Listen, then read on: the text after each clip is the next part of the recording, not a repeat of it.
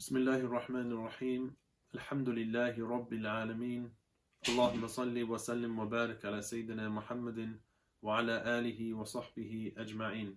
Assalamu alaikum wa rahmatullahi wa barakatuhu.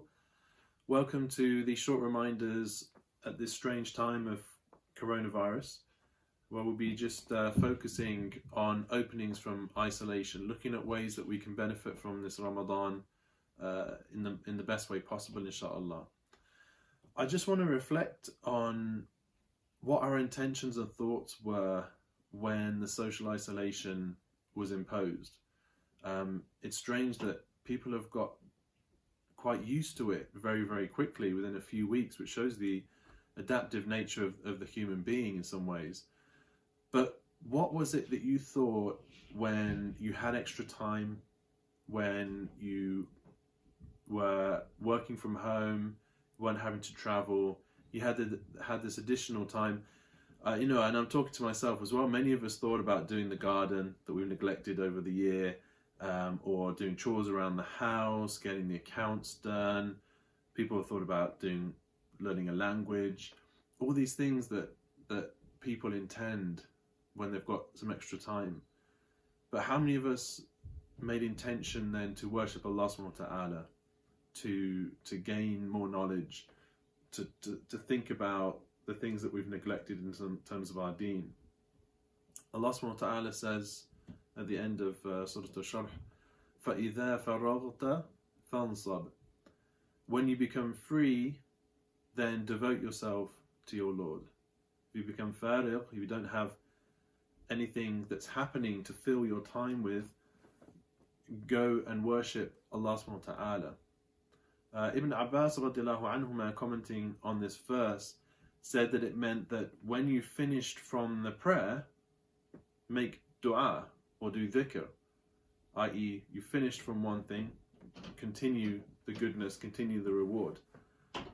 Ibn Mas'ud radiallahu anhu said that it meant if you finished your fard prayer, then go to Qiyamul Layl, do extra nafil prayers for Allah subhanahu wa ta'ala. Mujahid talked about when you finish from the dunya, when you finish working, when you finished your chores, then go to the worship of Allah subhanahu wa ta'ala.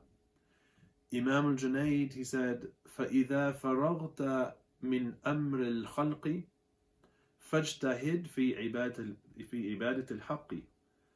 That when you have finished from the matters of the world, min amr al-khalqi, then work hard in the worship of al-haq, of the truth, subhanahu wa ta'ala.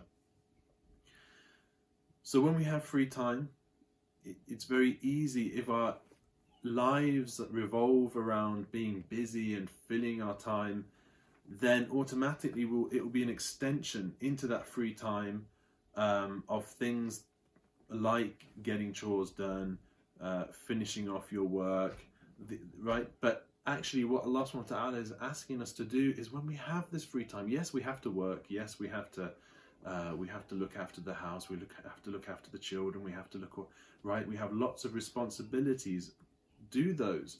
But when you have free time, think about coming to Him subhanahu wa ta'ala, think about how we might gain these rewards, gain this knowledge. And I've spoken to quite a few of you about your experiences of the isolation, and actually how much you've enjoyed the extra time, the time with your families, with your spouses, with your children, and not having to run around the place, taking your kids from football to swimming to tuition, which are all beneficial things, but we stack up our day to the point where there's no breathing space, there's no just downtime when the kids can have imaginative play, and just that parental interaction that's so important for them. And it reminds me of Sundays when I was growing up and there wasn't much to do. I'd get really bored, if only the shops were open, but shops weren't allowed to be open. And as they started to open, it became like the stadium effect. Someone stands up in a stadium, person behind us has to stand up, everyone by the end of the game has to stand up to get a reasonable view. What's the point of having seats in the stand anyway? And it was like that with Sunday shopping. Shops, just to compete, would have to open 7 days a week. and to a point where they're all very stretched and stressed, and working times had to be again enforced on people so they didn't overwork themselves. And I think, when this lockdown, inshallah, finishes, and may Allah make it a speedy one and reduce the ibtila for us, then we should really think about how are we going to protect our time. How, now that we know the preciousness of this farigh, of this emptiness, that let's not try and refill it with things that we've refilled it with in the past. Let's think of things that are better, things that are going to really benefit us, benefit our families, and connect us to Allah subhanahu wa ta'ala.